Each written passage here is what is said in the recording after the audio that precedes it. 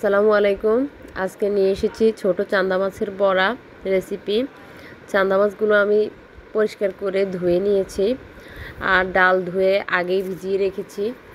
এখন ডাল এবং চান্দা মাছগুলি ব্লেন্ড করে নিয়েছি দেখুন। তারপরে এক মুঠো পেঁয়াজ কুচি দিয়ে দিলাম, সাথে কাঁচামরিচ কুচি, 1 চা চামচ জিরা গুঁড়া, 1 চা চামচ হলুদ গুঁড়া, 1 চা চামচ মরিচ গুঁড়া, স্বাদ মতো লবণ এবং 2 চা চামচ টমেটো সস দিয়ে মাখিয়ে নিয়েছি। 1 চা চামচ রসুন বাটা, ওটা বলতে ভুলে গেছি। তারপরে একটু স্বাদের জন্য একটু লবণ, একটু চিনি দিয়ে দিয়েছি। তারপরে ভালোভাবে এগুলি মাখিয়ে নিলাম।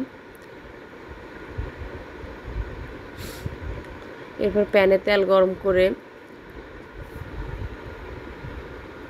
দিয়ে দিলাম, একটা একটা করে দিয়ে দিয়েছি এবং ভালোভাবে ভেজে নিচ্ছি উল্টে পাল্টে মিডিয়াম আঁচে রেখে।